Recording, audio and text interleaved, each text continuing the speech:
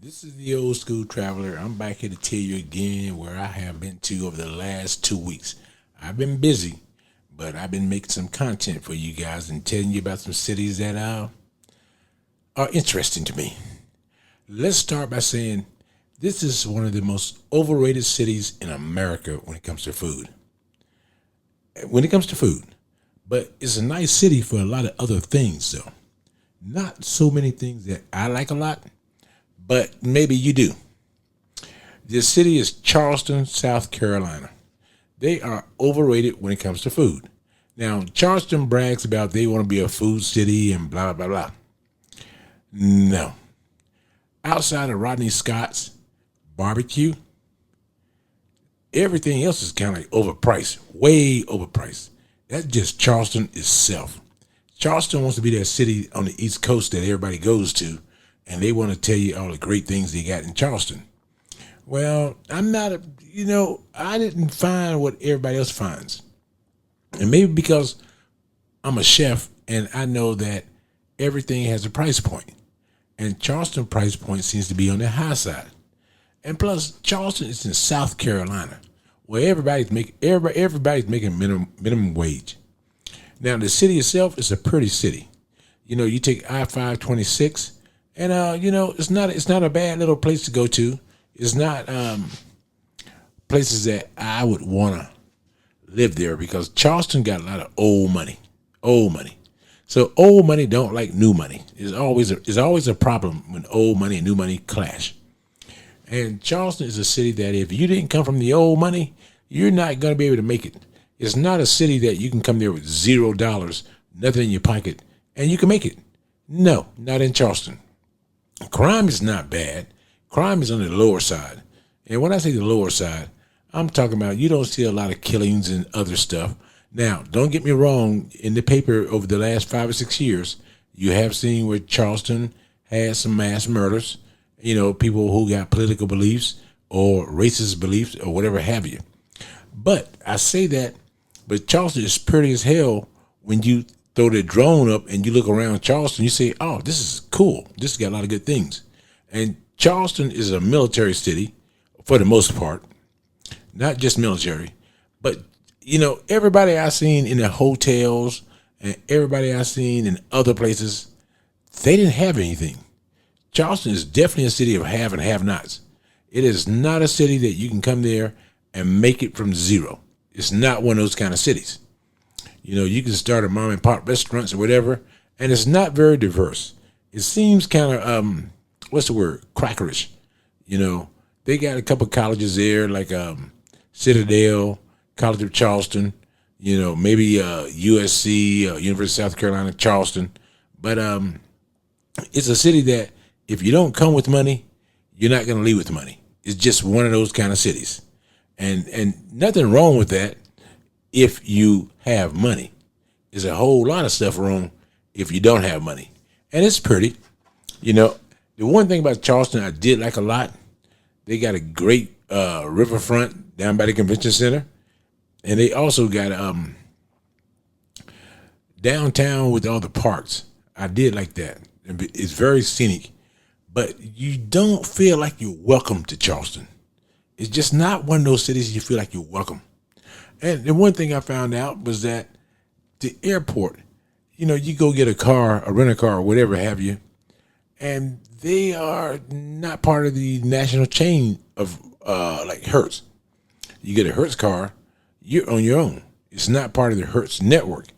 I found that out when my car broke down. No. You got to deal with the locals, and I'm gonna be honest about it. They're not the brightest people in the world.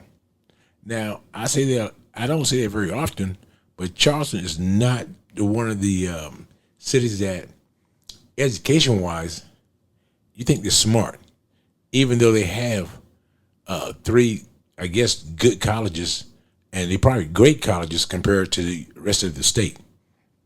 But if you want to have a good time, go to the convention center.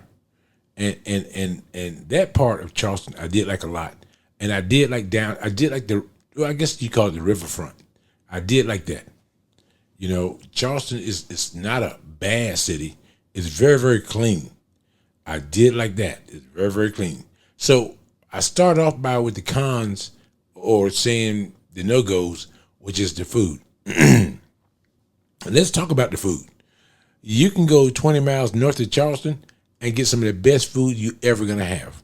You're gonna have some Gullah food. It's some of the best food you're ever gonna have. It's cheap and it's very, very, very tasteful.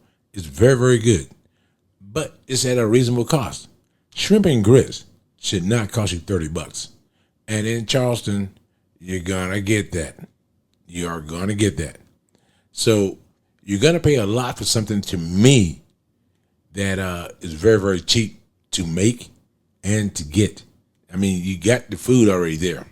You're on the ocean, and you got a lot of boats that go out shrimping every single day. Why it costs so much, I have no idea, because that's Charleston way of saying that, yeah, we don't pay the wages you do in the Northeast or on the West Coast, but we charge you the prices for the food that you would normally pay on the West Coast and Northeast. No, Charleston is a city that looks like everybody makes minimum wage. Looks like everybody do. That's just Charleston, And Charleston is probably the up and coming city in that state. Yeah, in that state, Charleston is definitely the up and coming city in that state, because they brag about it. The state loves it, but they also put a lot of money into that city in that state. The infrastructure is second to none. Second to none. It's not a lot of traffic. You don't end up stopping, doing rush hour. I don't think they even got a rush hour. I don't think so. If they do, I didn't see it. And now between Charleston and Myrtle Beach, I went between the two cities a couple times, and it's nice. It's a nice, easy drive that you really, really enjoy. There was nothing crazy about that drive there at all. And then they had great restaurants that you can just pull off and eat until you get to Charleston. Then you got to check out your credit card. You got to check out your credit card, because Charleston is just one of those cities that they want it to be what it is not. The airport might be international, maybe one international flight per year, but as far as doing things in Charleston, there's not a lot to do. There's just not. I don't want to go on ghost tours all day. I don't want to do that. That's not me. And they promote these ghost tours, and it seems like that's the number one thing. Now, saying that, I stayed in Charleston for a week at the Embassy Suites downtown. Don't stay there. Don't stay there. Some of the hotels connect to other hotels. It's frustrating, but some connect to the other hotels. They charge you like $250 a night, and you're downtown Charleston, and everything closes at like 9:00. I mean, even the restaurants, everything is dead. It's a pretty city, but a dead city. So don't go there thinking that some people say that Charleston has a vibrant nightlife. I didn't see it. Now, don't get me wrong. They had a great happy hour at a lot of different places. A great happy hour. But I didn't see that vibrancy that I was looking for at night. Not in Charleston. No. You kind of get over that in a heartbeat. But and plus, parking is a lot downtown for a city of Charleston stature. Parking's, it's like $30 a night. And I'm thinking, I'm paying $30 a night, and then, they had the typical old black guys that park their car for you. But everything seems to be white. I mean, everything seems to be white in Charleston. And that was kind of frustrating. And now, as far as the places to eat at, look at my webpage, and I'll tell you where I ate at and where I really, really enjoyed the food at. But you go there. Charleston don't promote their beach like a lot of different cities. They do not promote their beach like a lot of different cities. They talk about places to eat at and blah, blah. But if you want to do something other than eat, what are you going to do in Charleston? That's where the problem comes out. The problem comes when you want to do something other than eat. You can go to the beach, and the beach is not too far, but at the same time, that beach has been wreaked havoc by hurricanes over the years, and it's just that they never put money back into Charleston to make it that family vacation. Now, you got other places near Charleston that you're gonna like. Disney is not far. You got things you can do, but it doesn't seem like during the daytime you can find those things to do. And you can walk around downtown Charleston, but then you're back to eating and drinking beer. And that's just not what I want to do every day, all day. And I don't want to go on ghost tours. I don't want to go to slave museums. That's just not high on my list of things that I want to do. Now, some people may get into that. I just don't. So when you go to Charleston, make sure there are places that you have already outlined that you want to do. And also make sure they're open, because a lot of things in Charleston is closed on Mondays. Sundays you expect because it's the South, and you got certain things that are not going to be open on Sundays in the South. Some things you're not going to just, you already know that. But during the week, you want to have some week activities that you can do that's fun. It's not like they got amusement parks. It's not like they got, car shows. It's just not like they got things to do. The one of the good things about Charleston is that they got a Buc-ee's about 40 miles away in Florence, South Carolina, I believe. So that is how Charleston rolls. Now, like I said, it's a pretty city. I love downtown. Crime is low. Didn't see a lot of that.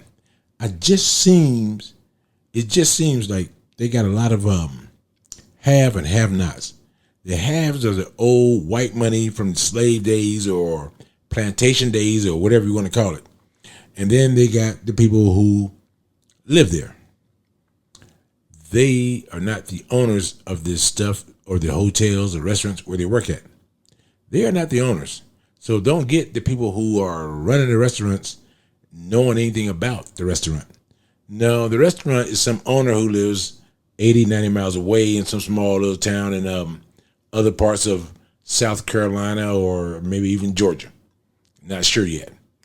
But my whole point is that you can spend 2 or 3 days in Charleston. You can enjoy it, but you got to be ready to eat and make that your focus of what you're going to do. That's what you got to be able to do. If you don't make that as part of your main staple of what you want to do in Charleston, you're not going to have time. You're not going to have fun. It's just not that way.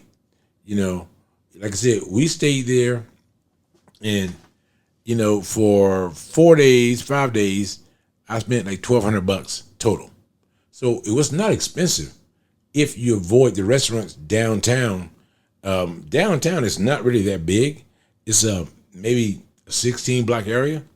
It's not really that big, but they got great restaurants. Like I said, great, but more importantly, very, very, very expensive. And I just could not see myself, paying for shrimp and grits and South Carolina wine. You're spending $50, $60 easily for one glass of wine and shrimp and grits. But all the areas around Charleston, I love with a passion. Because they seem like the food and their prices justify the food. Downtown Charleston, I didn't feel that way at all. And now, walking around downtown at night, I felt as safe as you can feel. I felt very, very safe. No problems, no issues there at all. Because that's how Charleston's set up. And the weird thing about Charleston was that I walked around downtown a lot at night. I didn't see any police the entire time. None. I mean, there was never a need for any police, so don't get me wrong there. Never a need for any police. I just didn't see any. And like I said earlier, Savannah is the little sister to Charleston. If you like Charleston or you like Savannah, you're going to like Charleston more because during the daytime, I really, really enjoyed the parks that they, all the city, I guess the city parks. I really enjoyed them, their view, and the way they're all are little squares. I really enjoyed that. And now there are people who are gonna say Charleston isn't racist. Yeah, it is. It is. It's racist as hell. You can walk around. It doesn't take long for you to see the have and have-nots. Don't take long at all. I didn't see a lot of homeless. Don't get me wrong. I didn't see a lot of that. So when I say have and have-nots, I'm talking about people who own the restaurants or the and the bars. People who own them and people who work there. It's a huge difference between the two cities. So when you go there, you can spend 2 or 3 days just walking, and the weather is perfect mostly year round. Mostly the weather is perfect. It's not a big deal there at all, and that's kind of cool. I mean, it was never got too hot where I couldn't be outside with a t-shirt on, and I never got too cold where I needed a jacket, and I really like that. It's kind of like typical, I guess, mid-Atlantic weather. But my whole point is, if you're gonna, and they got some of the prettiest houses in the world, overpriced. When you paying $600,000 in Charleston for a decent 3-bedroom, 2 baths, you're paying way too much. But that is the price they are, in Charleston now. But that tells you too, though, the average worker cannot afford to buy a house in Charleston. The average worker making, I don't know, South Carolina, probably about 40 grand a year, maybe 50 grand a year. They can't afford those houses there.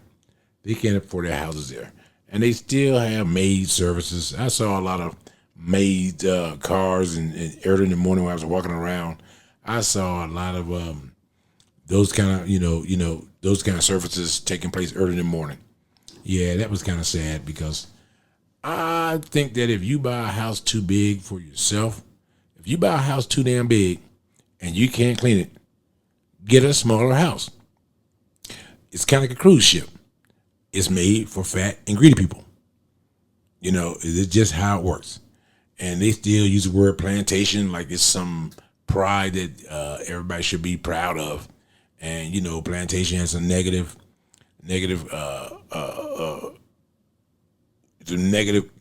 connotations to it.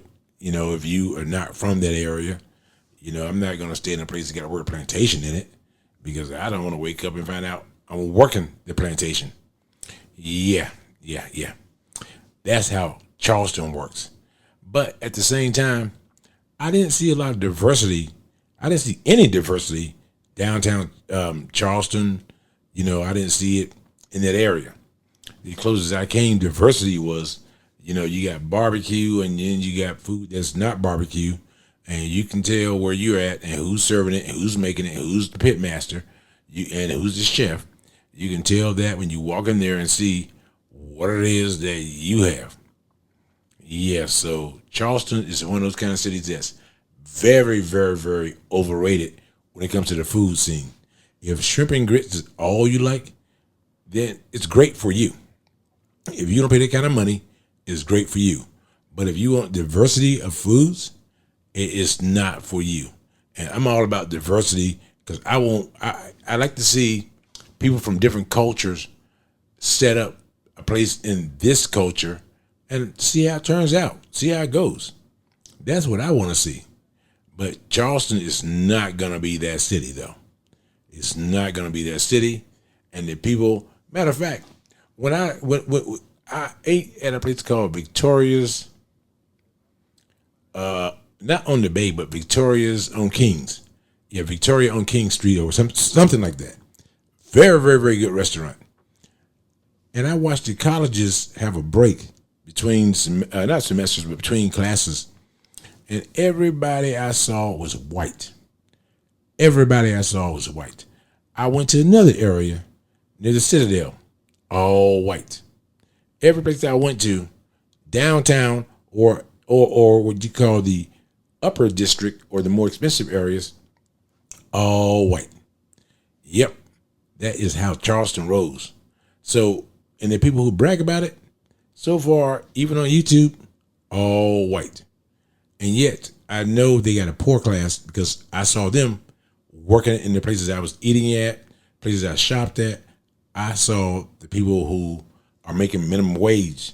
So South Carolina is really, really backwards on a lot of things. And so don't go to Charleston.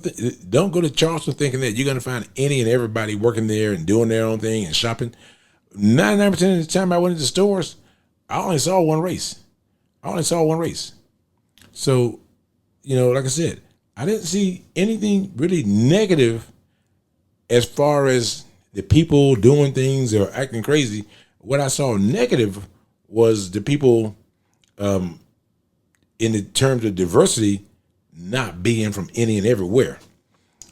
Charleston is a black and white city. It's not a whole lot of anything else there. And if that's your kind of city, then, go to Charleston and spend 3 or 4 days.